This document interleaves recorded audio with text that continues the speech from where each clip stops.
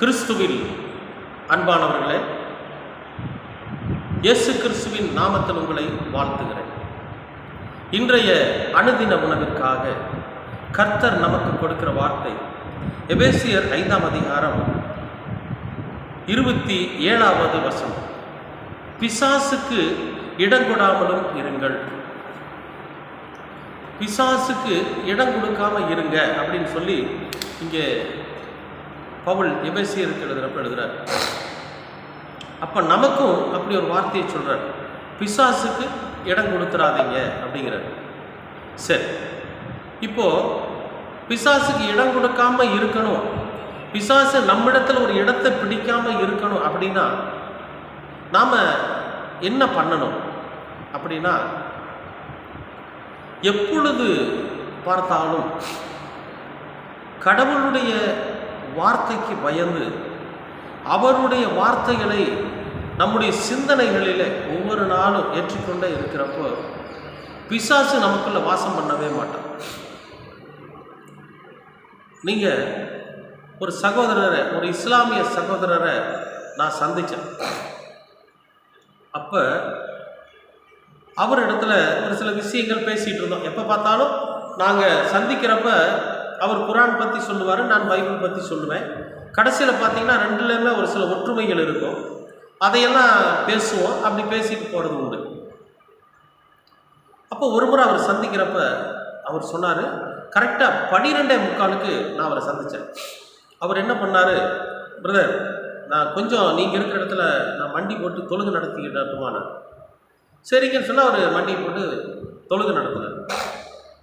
அப்போ என்ன நடந்துச்சுன்னா, அங்கே பாங்கு ஓதுற சத்தம் கேட்டுச்சு. அந்த பாங்கு ஓதுற சத்தம் நீங்கள் கேட்டிருப்பீங்க. நல்ல பெரிய ஒரு கோபுரம் மாதிரி கட்டி அதில் ஸ்பீக்கரை கட்டி நல்ல சவுண்டாக இருக்கும். அப்புறம் தொழுகையெல்லாம் முடிச்சதுக்கப்புறம் நான் கேட்டேன், எதுக்குங்க இவ்வளோ பெரிய சவுண்டாக நீங்கள் பாங்கு ஓதுறீங்க அப்படின்னு. அப்போ அவர் சொன்னார், இந்த உலகத்தில் சைத்தான் பயப்படுற ஒரு காரியம் என்னன்னு கேட்டிங்கன்னா, இந்த பாங்கு சத்தத்துக்கு தான் பயப்படுவான். அப்படிங்களா அப்படின்னு. அப்போ இந்த பாங்கு சத்தத்தை கேட்டால் சைத்தான் பயப்படுவானா, பிசாசு பயப்படுவானா அப்படின்னா ஆமாம். அப்போ எங்கள் பைபிள்லாம் வந்து பிசாசு பயப்படுற மாதிரி ஒன்றும் இல்லையா அப்படின்னு நான் கேட்டேன். அவர் சொன்னார், இருக்குது, ஆனால் நீங்கள் சொல்கிறது இல்லைன்னு. என்னையா அப்படி சொல்கிறீங்க? ஆமாம், அல்லேலூயாங்கிற வார்த்தை இருக்குது பார்த்தியா, அதை கேட்டால் பிசாசு நடுங்குவாங்க. என்னங்க எப்படி சொல்கிறீங்க? ஆமாம் உண்மைதான், நாங்கள் அல்லேலூயா அல்லேலூயா அப்படிங்கிற வார்த்தையில் இருந்து ஒரு சில வார்த்தைகளை எடுத்து தான் நாங்கள் வாங்க ஓதுறோம். நீங்கள் அல்லேலூயாவை சத்தமாக சொல்லி பாருங்க, உங்களுடைய அல்லேலூயா ஒவ்வொன்றுக்கும் பிசாசு நடுங்குவோம் அப்படின்னு. ஆச்சரியமாக இருந்துச்சு. ஏன் சொல்கிறேன்னா, உண்மையிலேயே அல்லேலூயா அல்லேலூயாங்கிற வார்த்தை பிசாசை நடுங்க செய்யும்.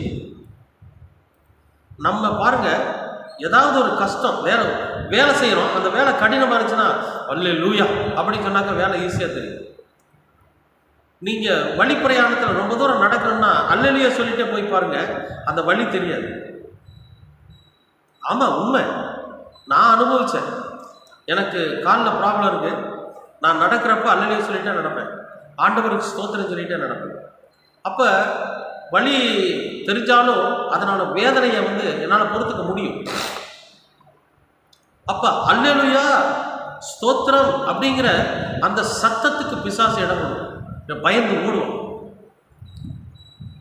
இப்போ தான் எனக்கு தெரியுது இந்த வசனம் சொல்லக்கூடிய விஷயம் என்னென்னா, பிசாசுக்கு இடம் கொடுத்துடாதீங்க.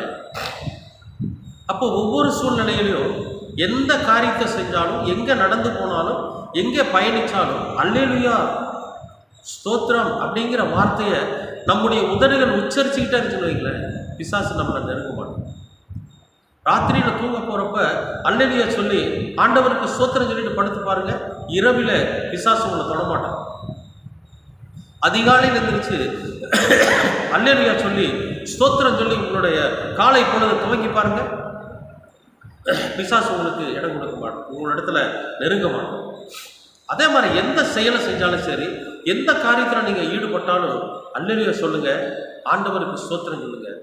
பிசாசு நம்மிடத்துல இடம் பிடிக்கவே முடியாது. நான் விசுவாசிக்கிறேன், நீங்க விசுவாசிக்கிறீங்களா? இன்னைக்கு ஆரம்பிங்க. எதை செஞ்சாலும் சரி அல்லேலூயா ஸ்தோத்திரம் ரெண்டையும் மறந்துடாதீங்க. உங்களுடைய உதடுகள் உச்சரிச்சுக்கிட்டே இருக்கட்டும். நிச்சயமாகவே பிசாசு நம்மை கண்டு பயந்து ஓடும்.